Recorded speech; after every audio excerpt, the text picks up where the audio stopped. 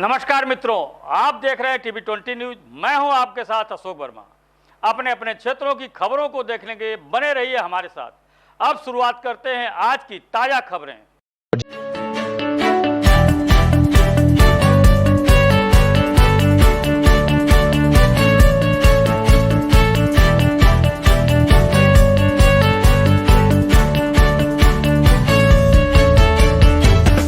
जौनपुर में अजय साहनी पुलिस अधीक्षक के निर्देश पर आगामी विधानसभा चुनाव के दृष्टिगत अपराधियों पर प्रभावी नियंत्रण और शराब बनाने व बेचने वालों की गिरफ्तारी हेतु चलाए जा रहे अभियान के क्रम में अपर पुलिस अधीक्षक ग्रामीण जौनपुर के दिशा निर्देशन में जिलाधिकारी सागंज, चित्राधिकारी सागंज तथा आबकारी अधीक्षक भीम कुमार तिवारी सागंज पुलिस ने और ये पूरी टीम ने अवैध शराब के साथ 2 अभियुक्तों को गिरफ्तार किया है,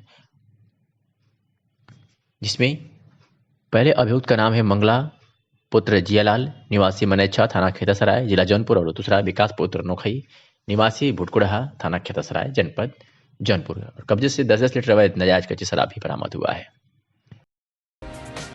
आजमगढ़ में आगामी चुनाव को देखते हुए फ्लैग मार्च निकाला गया। यह फ्लैग मार्च सर कोतवाली से पुरानी कोतवाली मातबरगंज तक या पहाड़पुर होते हुए मुखेरीगंज बलरामपुर तक समाप्त हुआ और इस दौरान सीओ सिटी तोमर शहर कोतवाल सहित भारी संख्या में फोर्स मौजूद थी। एसपी अनुराग आर्य के निर्देश पर आगामी चुनाव को देखते हुए ये फ्लैग मार्च निकाला गया ताकि जनपद में शांति व्यवस्था बनी रहे और चुनाव शांतिपूर्ण तरीके से संपन्न हो। इसी के मद्देनजर एसपी अनुराग आर्य ने अपने अधीनस्थों को आदेश दिए और उनके निर्देश पर चुनाव को देखते हुए फ्लैग मार्च निकाला गया, जो पुरानी कोतवाली शहर कोतवाली मातवरगंज तकिया पहाड़पुर होते हुए मुकोरीगंज बलरामपुर तक जाकर के समाप्त हुआ।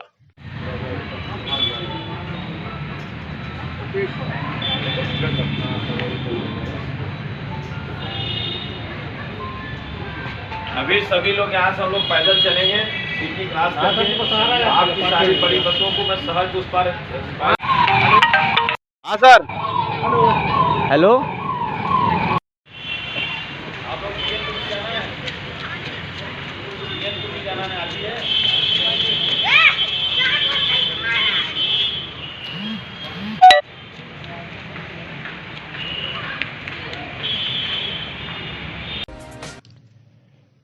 महान चिंतक एवं दार्शनिक स्वामी विवेकानंद जी की 159वीं जयंती पर मोहम्मद अफजल द्वारा उनके प्रतिमा पर माल्यार्पण कर उन्हें विनम्र श्रद्धांजलि दिया गया। इस अवसर पर भारत के दल की महिला जिलाध्यक्ष छाया अग्रवाल, श्रुति अग्रवाल, सविता व अन्य पदाधिकारी उपस्थित रहे। तो खबर आपको आजमगढ़ से दिखा रहे हैं, जहां महान चिंतक एवं दार्शनिक स्वामी विवेकानंद जी की 159वीं जयंती पर भारत रक्षा दल के कार्यकर्ताओं ने मोहम्मद अफजल के नेतृत्व में उनकी प्रतिमा पर माल्यार्पण कर उन्हें विनम्र श्रद्धांजलि दिया।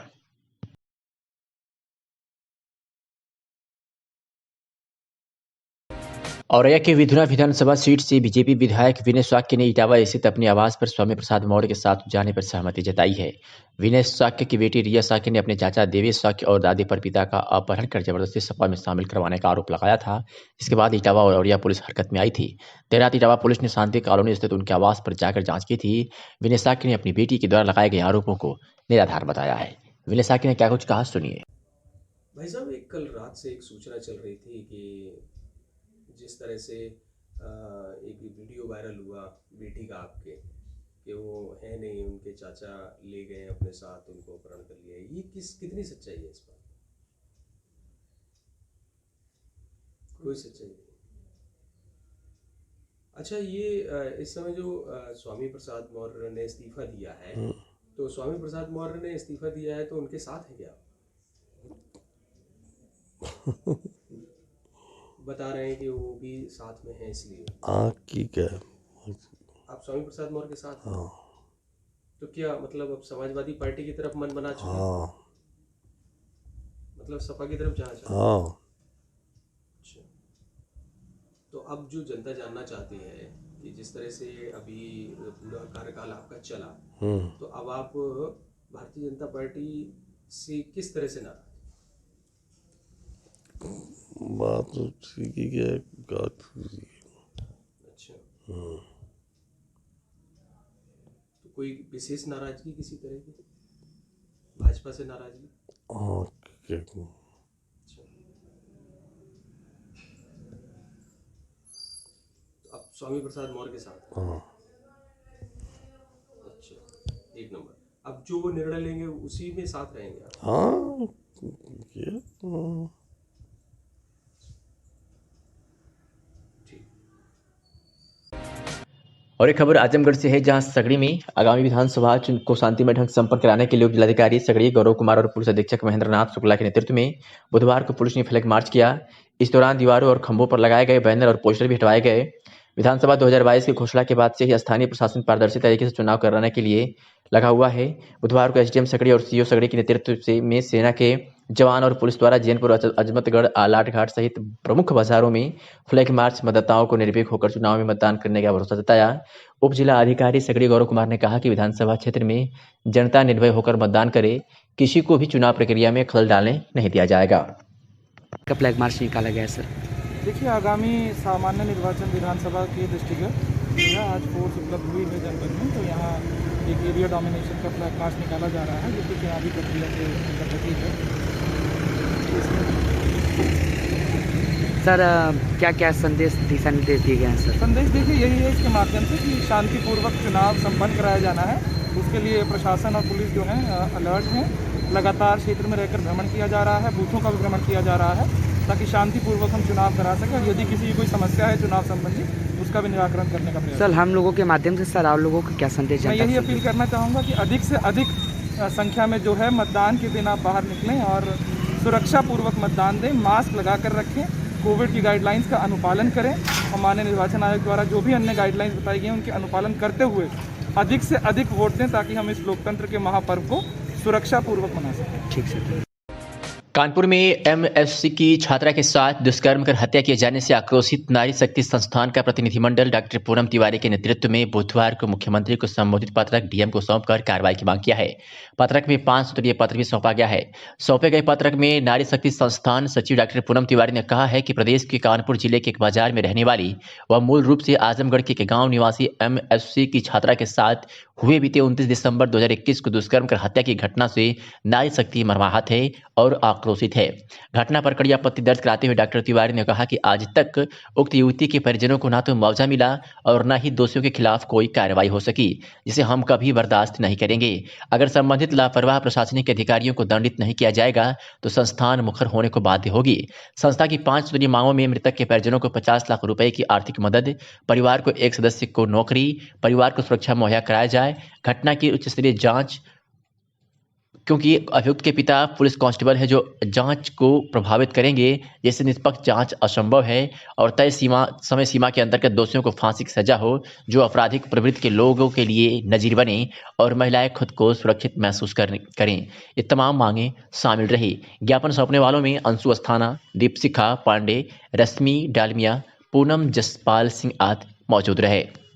मांगों का बिटिया के परिवार वाले बहुत ही आर्थिक रूप से भी कमज़ोर हैं और बिटिया पढ़ने में बहुत अच्छी थी, तो इसके लिए हम लोग कुछ मांगे रखे हैं। मृतक परिजनों को 50 लाख रुपए की मांग की है हम लोग को सरकार से, और दूसरा एक सदस्य को सरकारी नौकरी परिवार से दें और सुरक्षा मुहैया कराएं। घटना की उच्च स्तरीय जाँच करके अभियुक्त को जो है फांसी की सज़ा सुनाई जाए और तय समय सीमा के अंतर्गत जो है दोषियों को सजा सुनाई जाए और अपराधी प्रवृत्ति के लोगों के लिए नजीर बने, महिलाओं को खुद को सुरक्षित महसूस करें। इस तरह का ज्ञापन आज हम लोगों ने दिया है और ये अपने सरकार से यही मांग करेंगे कि इस बिटिया को जल्द से जल्द न्याय मिले। आगे अगर कार्रवाई नहीं होती तो आगे कार्रवाई नहीं होगी तो हम नारी शक्ति संस्थान की महिलाएं आंदोलन करने पर बाध्य होंगे।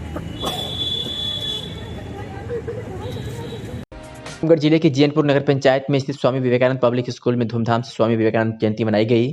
सर्वप्रथम विद्यालय के प्रबंधक ज्ञानेंद्र मिश्रा ने स्वामी विवेकानंद के चित्र पर दीप जलाकर व पुष्पांजलि अर्पित करते हुए कार्यक्रम की शुरुआत की। स्वामी विवेकानंद के जीवन पर प्रकाश डालते हुए कहा कि स्वामी विवेकानंद ने पूरी दुनिया में भारत का नाम ऊंचा किया है। उनकी जयंती को युवा दिवस के रूप में मनाया जाता है। हम सबको उनके आदर्शों पर चलकर भारत को श्रेष्ठ बनाना है। बता दें कि विवेकानंद पब्लिक स्कूल में कोविड-19 का पालन करते हुए स्कूल के प्रबंधक ने कार्यक्रम को संपन्न किया। इस अवसर पर विद्यालय के समस्त अध्यापक कर्मचारी उपस्थित रहे। सर, आपका परिचय? मैं ज्ञानेंद्र मिश्रा, विवेकानंद पब्लिक स्कूल जैनपुर का प्रबंधक हूँ। सर, आपके विद्यालय में किस तरह की कार्यक्रम किया गया सर? आज 12 जनवरी पूरा देश राष्ट्रीय युवा दिवस के रूप में स्वामी विवेकानंद की जयंती मनाता है। उसी क्रम में हमारे विद्यालय विवेकानंद पब्लिक स्कूल में हर वर्ष स्वामी विवेकानंद की जयंती बड़े धूमधाम से मनाई जाती है। आज कोविड-19 के कारण कार्यक्रम बहुत सूक्ष्म रखा गया। केवल विद्यालय प्रबंध समिति के लोग और विद्यालय परिवार के 20% बच्चों के साथ स्वामी विवेकानंद जयंती मनाई गई। बच्चों के साथ विद्यालय परिवार में हम लोगों ने आज स्वामी विवेकानंद को याद किया, उनके माल्यार्पण किया और उनके जीवन वृत्तांत पर बच्चों को बताया गया है।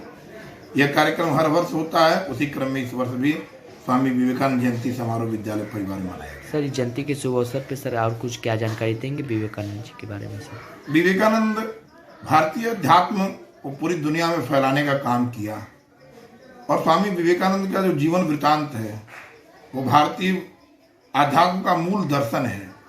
हर युवाओं को स्वामी विवेकानंद के जीवन दर्शन को पढ़ना चाहिए और उनके जीवन से सीख करके अपने जीवन में अपना करके भारतीय संस्कृति, सनातन सत्य संस्कृति को आगे बढ़ाने। टीकमगढ़ जिले के जीयनपुर नगर पंचायत में स्थित स्वामी विवेकानंद पब्लिक स्कूल में धूमधाम से स्वामी विवेकानंद जयंती मनाई गई।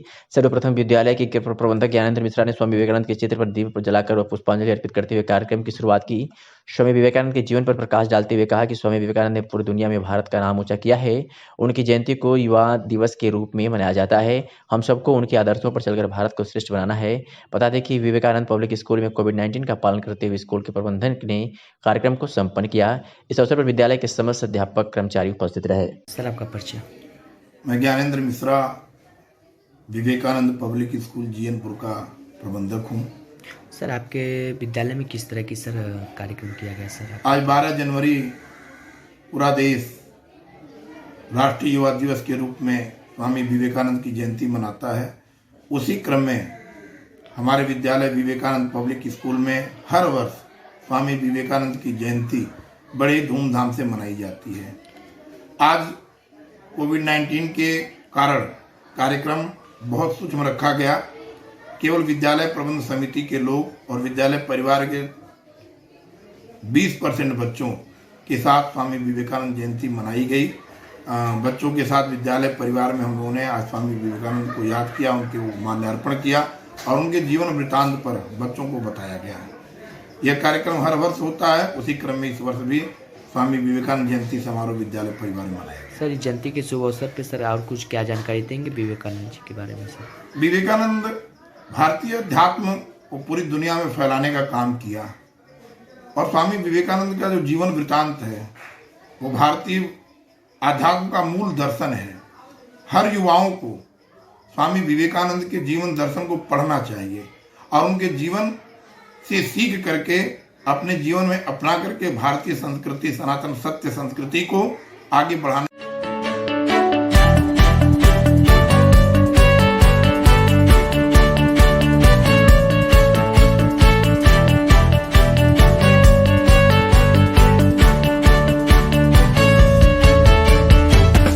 टीकमगढ़ में डीएम कार्यालय पहुंचे लैब टेक्नीशियन ने कार्य अवधि बढ़ाए जाने की मांग को लेकर ज्ञापन सौंपा है। जिलाधिकारी कार्यालय पहुंचे लैब टेक्नीशियनों ने बताया कि कोरोना काल में उनकी नियुक्ति की गई थी। हर 2 माह बाद रिन्यूअल कर दिया जाता है। इस तरह जिले के हर पीसी और सीसी केंद्रों पर तैनात लैब टेक्नीशियन अपने कर्तव्यों का निर्वहन करते चले आ रहे हैं।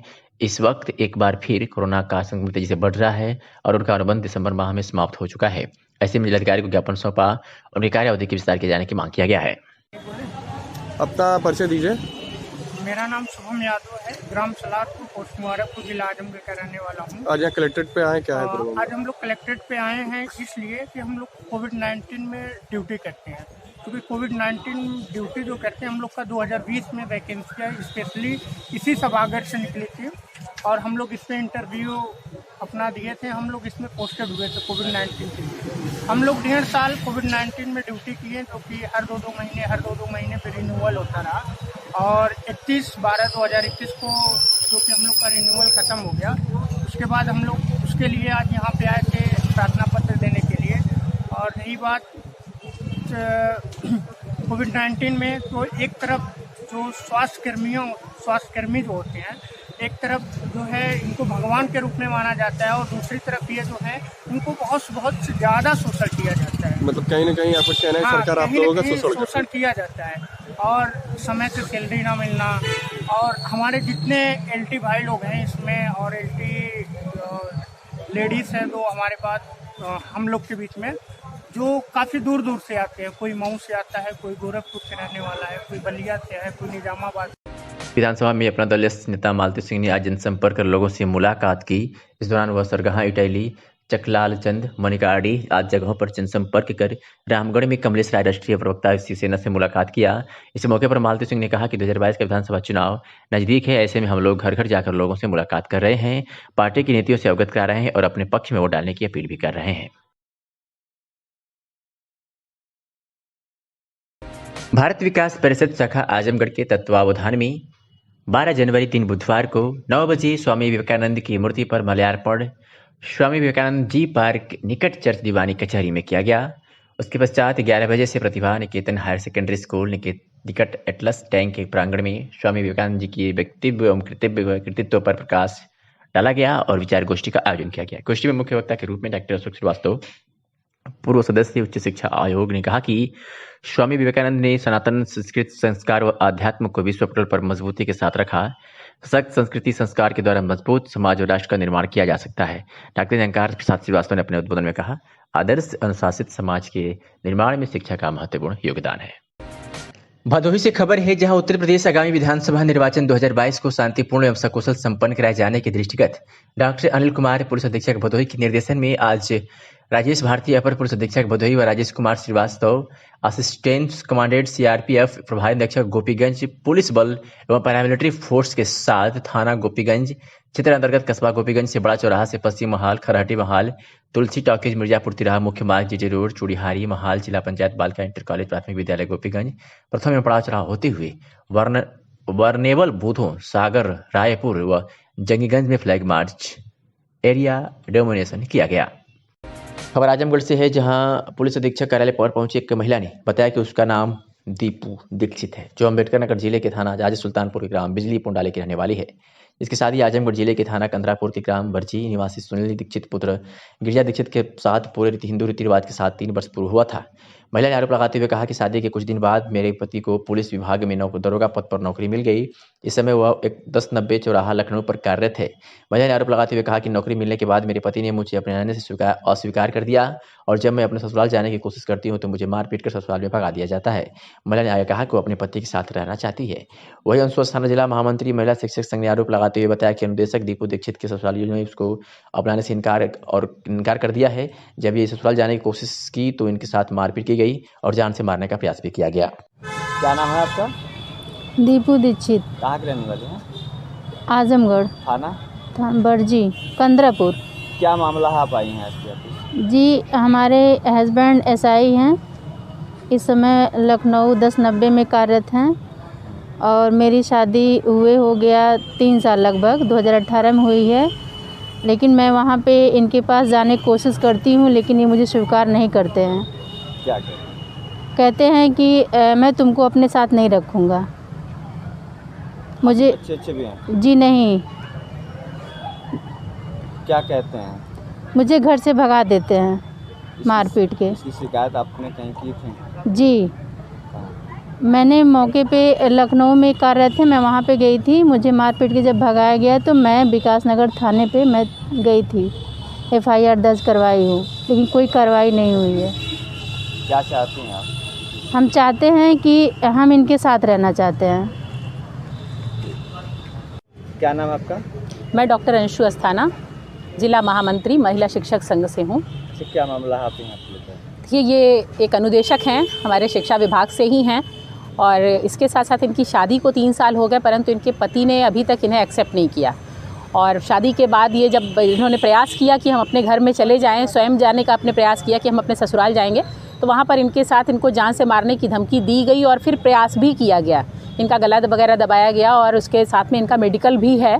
और जब इन्होंने पुलिस में कंप्लेंट किया, वो खुद भी पुलिस विभाग में ही हैं लखनऊ में, इन्होंने बताया जा कर के वहाँ पे, लेकिन अभी कोई कार्यवाही वहाँ से नहीं हुई है। तो हम लोग, चूँकि ये आजमगढ़ से ही हैं, तो हम लोग आजमगढ़ यहाँ पे पुलिस अधीक्षक महोदय को इस बारे में संज्ञान देने के लिए यहाँ पर उपस्थित हैं कि उनको ये चीज़ें बताई जाएँ और फिर उनके साथ जो भी उचित कार्यवाही हो वो की जाए। ये लोग साथ में रहना चाहती हैं, ये कि हमें अपने पति के साथ ही रहना है, उनसे अलग नहीं होना है, तो इसलिए इस बाबत हम लोग इनका साथ दे रहे हैं। आपके संगठन के माध्यम से इनको न्याय मिल पाएगा?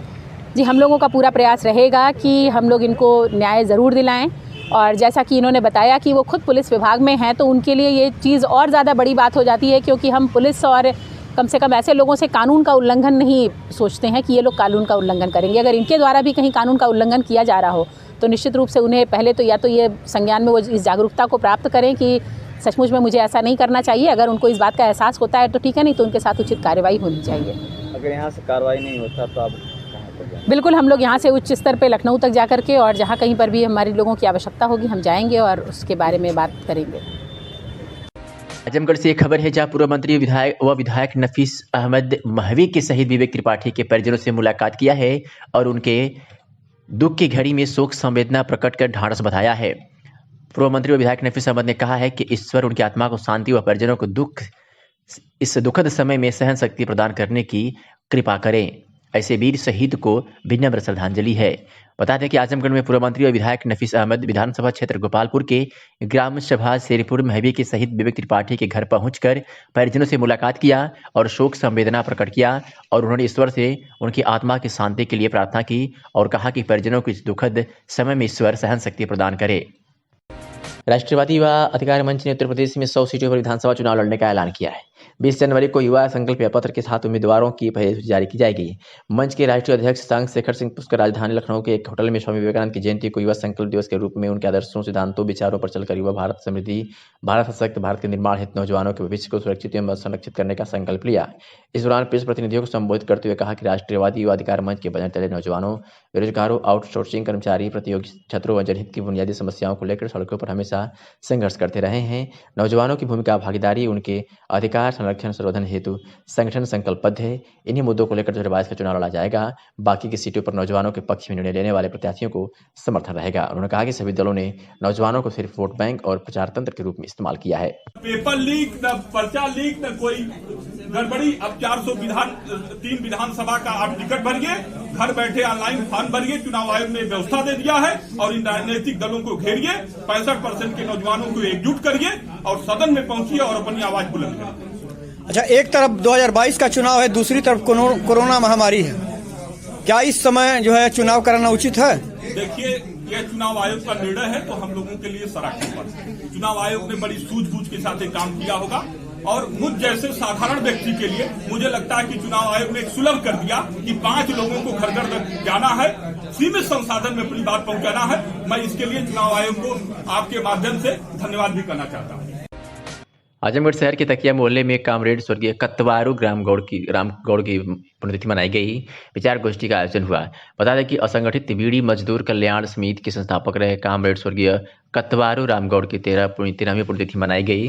इस दौरान जिला पंचायत अध्यक्ष विजय यादव, सुवाल प्रसाद गौड़, कैलाश गौड़ सहित अन्य गणमान्य लोगों ने स्वर्गीय कत्वारू रामगौड़ के चित्र पर पुष्प अर्पित कर उन्हें नमन किया।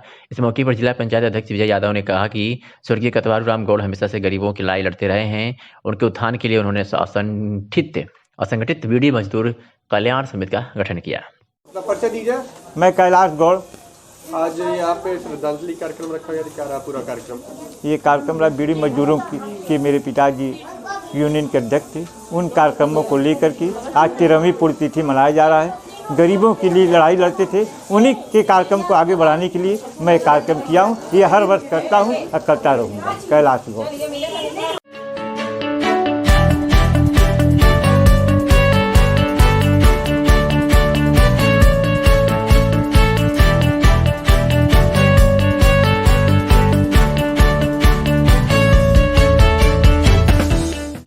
अजय साहनी वरिष्ठ पुलिस अधीक्षक जौनपुर के निर्देशन में अपराध की रोकथाम में अपराधियों पर प्रभावी नियंत्रण और गिरफ्तारी हेतु चलाए गए विशेष अभियान के क्रम में अपर पुलिस अधीक्षक नगर व क्षेत्राधिकारी नगर जौनपुर के निकट परीक्षण व दिशा निर्देशन में थाना लाइन बाजार प्रभारी निरीक्षक अखिलेश मिश्रा, महौरा चौकी प्रभारी डी कॉलेज उप निरीक्षक आशुतोष कुमार गुप्ता, चौकी प्रभारी जेल उप निरीक्षक अनिल कुमार, हेड कांस्टेबल बद्रीनाथ मौर्य का पवन निगम, कांस्टेबल विजय प्रकाश सहित तमाम पुलिस बल मौजूद था।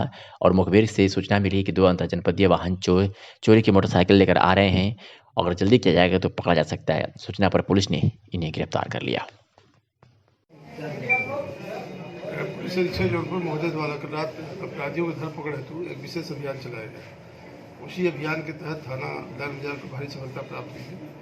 इंस्पेक्टर लाइन बाजार के नेतृत्व में चेकिंग की जा रही थी। जिसमें 3 साथी बदमाश चोरी की मोटरसाइकिल से कहीं जा रहे थे। उनको रोक के जब कड़ाई से पूछताछ की गई तो उनके पास से 5 मोटरसाइकिल चोरी की, 1 तमंचा में कारतूस के बरामद हुई है। ये तीनों साथी चोर हैं और इनके खिलाफ आगे की कार्रवाई की जा रही है।